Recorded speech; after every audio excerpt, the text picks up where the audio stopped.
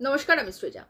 মদন মিত্রকে show cause করেছে তৃণমূল কংগ্রেস, অর্থাৎ তৃণমূল কংগ্রেসের কামারহাটির বিধায়ক মদন মিত্রকে শো কজ করেছে AITC, all India Trinamool Congress. আর তারপরেই বিরোধী রাজনীতি থেকে শুরু করে সাধারণ মানুষ সবার মধ্যেই কিন্তু একটা বেশ হাসির রোল উঠেছে। তারা বলছেন যে তৃণমূল কংগ্রেসের নাকি শো কজ, অর্থাৎ শাকের আঁটির নাকি আবার ক্যাশ মেমো। আর এটা নিয়ে বেশ একটা খিল্লি চলছে চারিদিকে রাজ্য রাজনীতিতে। যাই হোক, এখন দলের তরফ থেকে ওনাকে যখন শো কজ করা হয়েছে তখন বিষয়টা নিয়ে অবশ্যই আমাদের আলোচনা করতে হবে যে কেন করা হলো এই শো কজ।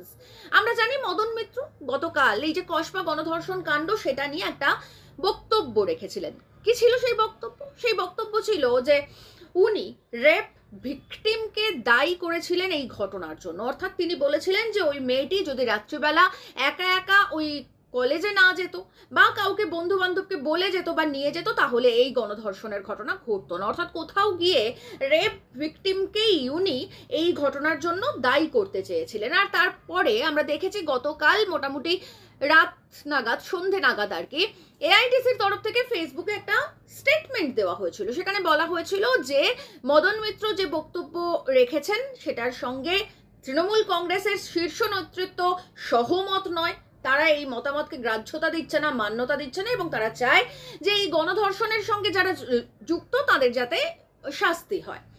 তো তারপরে আবার এই ঘটনায় মদন মিত্রকে শো কজ করেছে দলের পক্ষ থেকে। সে ভালো কথা। এরকম একটা বিতর্কিত, বিচ্ছিরি, জঘন্য, নোংরা, ইতরের মতন মন্তব্য করার জন্য দল থেকে শো কজ করা হবে, সেটাই খুব স্বাভাবিক বিষয় এবং এটাই হওয়া উচিত। তো সেটাই হয়েছে। কিন্তু এর পাশাপাশি ঠিক আরো একটা গুরুত্বপূর্ণ প্রশ্ন উঠে আসে যে মদন মিত্র তিনি এই কসবা গণধর্ষণ কাণ্ড নিয়ে একটা বিতর্কিত, অসভ্যের মতন মন্তব্য করেছেন, তার জন্য তৃণমূল কংগ্রেসের পক্ষ থেকে তাকে শো কজ করা হয়েছে। এটার একটা মানে রয়েছে, বোঝা যাচ্ছে। কিন্তু যেটার বোঝা যাচ্ছে না বা যেটার মানে বোঝা যাচ্ছে না সেটা হচ্ছে যে কল্যাণ বন্দ্যোপাধ্যায় তিনিও যথেষ্ট অশ্লীল, অস্বাভাবিক, অবাঞ্ছিত এবং অত্যন্ত কুৎসিত একটা মন্তব্য করেছিলেন। সেটা হচ্ছে যে এরকম একটা এত বড় ঘটনা, অত্যন্ত নিন্দনীয় ঘটনা, যে ঘটনা নিয়ে রাজ্য রাজনীতি উত্তাল হয়ে যাচ্ছে, সেই ঘটনা প্রসঙ্গে তিনি বলেছেন বা বিষয়টাকে হালকা করে দেওয়ার জন্য কল্যাণ বন্দ্যোপাধ্যায় স্টেটমেন্ট দিয়েছিলেন যে এই যে কসবা গণধর্ষণ কাণ্ড, সেখানে যদি কোনো বন্ধু বান্ধবীকে রেপ করে তাহলে পুলিশের বা প্রশাসনের কি করার থাকতে পারে। কিন্তু আমরা জানি যে এই যে ঘটনা, এইটা কিন্তু শুধুমাত্র বন্ধু বান্ধবীকে রেপ করেছে বিষয়টা এটা নয়। এটার মধ্যে রাজনীতি ওতপ্রোতভাবে জড়িয়ে রয়েছে এবং তার থেকেও বেশি যেটা জড়িয়ে রয়েছে সেটা হচ্ছে রাজনীতির পাওয়ার। আমরা জানি এই মনোজিৎ মিশ্র অত্যন্ত মিসোজিনিস্ট একজন নেতা, তৃণমূল নেতা এবং পুরুষ। তিনি এর আগেও মহিলাদেরকে এভাবে অত্যাচার করেছেন বলে তার বিরুদ্ধে অভিযোগ রয়েছে কসবা থানাতেই। এবং এই যে মেয়েটি, এই মেয়েটির সঙ্গে অত্যন্ত অশালীন ধর্ষণ তো করেইছে, তার পাশাপাশি মারধর এগুলোও করা হয়েছে এবং মেয়েটি পায়ে ধরে বলেছিল যে ছেড়ে দিতে, তারপরেও ছাড়া হয়নি এবং তার সঙ্গে একটা ভিডিও করা হয়েছে। মানে কতটা ক্রিমিনাল মেন্টালিটি হতে পারে একজন ছাত্র নেতার বা প্রাক্তন ছাত্র নেতার, যে এই ঘটনার একটা ভিডিও করা পর্যন্ত হয়েছে। মানে একেবারে পাকা ক্রিমিনালরা যেরকম হয়, এবং তাকে ভয় দেখানো হয়েছে মেয়েটিকে, ওই রেপ ভিকটিমকে, যে যদি কারোর কাছে মুখ খোলে সে তাহলে এই ভিডিও তারা ফাঁস করে দেবে। অর্থাৎ একেবারে পাকা ক্রিমিনালরা, দাগি আসামিরা যেরকম হয়, ঠিক সেই বিষয়গুলো। তো এরকম একটা ঘটনাকে ডাইলুট করে দেওয়ার বা হালকা করে দেওয়ার চেষ্টা করেছিলেন সাংসদ কল্যাণ বন্দ্যোপাধ্যায়।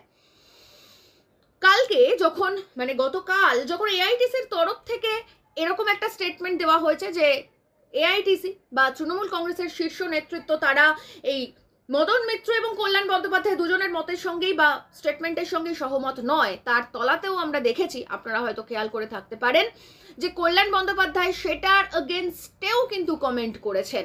এবং তারপরে আমরা দেখছি আজকে সকাল থেকে মহুয়া মৈত্র, আমি মহুয়া মৈত্র দলের সমর্থক নই, কিন্তু মানে সেটা আপনারা অন্তত খুব ভালো করেই জানেন এতদিনে, কিন্তু তারপরেও একজন মহিলাকে যে কুৎসিত ভাষায়, যে কদাকার ভাষায় আক্রমণ করছেন কল্যাণ বন্দ্যোপাধ্যায়, সেক্ষেত্রে আমরা যদি একটুখানি তুল্যমূল্য বিচার করি তাহলে আমরা বুঝতে পারবো যে মদন মিত্র থেকে অনেক বেশি অপরাধ করছে এই কল্যাণ বন্দ্যোপাধ্যায় বা করে চলেছেন।